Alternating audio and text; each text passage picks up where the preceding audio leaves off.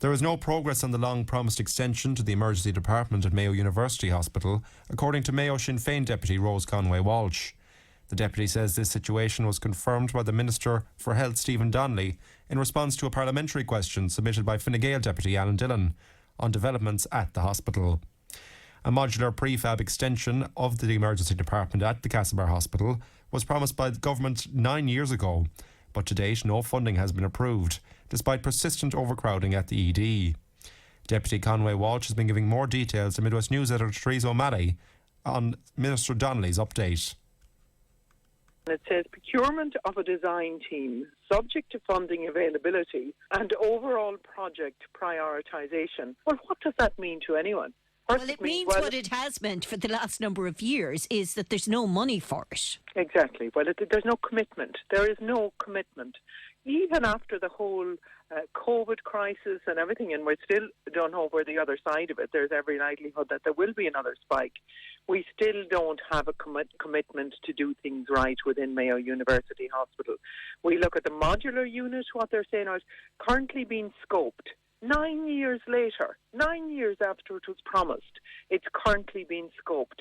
For heaven's sake, that just shows what a low priority. And when they say scoped, what does that mean, Deputy? Well, it can mean any number of things, but to me it's like it's being looked at to see if it's needed.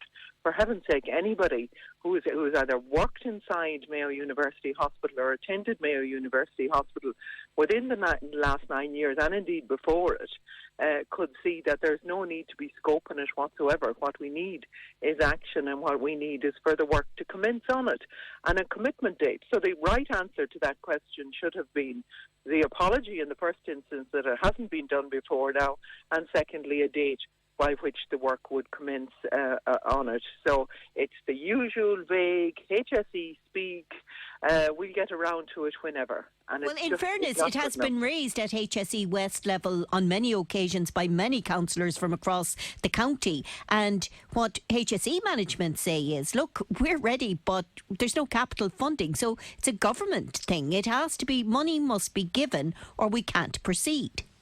But see, this is it. The buck is passing all the time. You know, it's not this is the problem with everything within the HSE, and the joined up between the HSE and the Department of Health and the Minister is, no, that's not me now, that's somebody else, and that's somebody else, and that's another department. And in the meantime, the people that are suffering are the people on the ground and the patients and the staff who are trying to operate within those circumstances.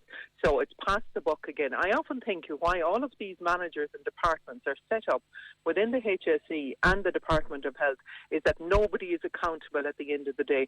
Trying to find people that are accountable for anything within the HSE is an absolute nightmare.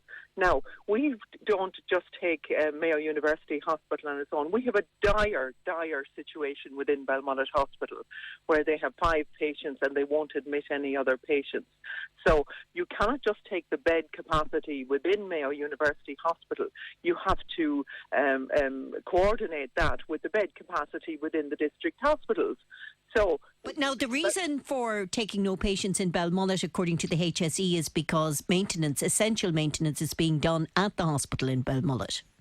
Yeah, but again, who's accountable for that? There was a Labour Court hearing in April, I think it was April the 4th last year, which said that 4 extra maintenance staff had to be appointed. Nobody has appointed them. Who is responsible for appointing them? Trying to find out answers again to that. Meanwhile, you have carers. I'm extremely, extremely worried about carers, Teresa. Carers that need respite, because they have been going for months and months without a break, and they are mentally and physically exhausted. On a daily basis, I'm really concerned about. I know these people.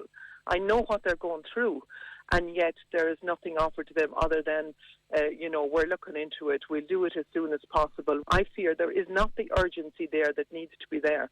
And I will be meeting with Stephen Donnelly before the end of this week and pointing this out to him. I have already pointed it out to him on many occasions and to the previous minister. It cannot be allowed to continue on. And these answers from Mayo University Hospital is just more of the same. And that's Deputy Rose Conway-Walsh.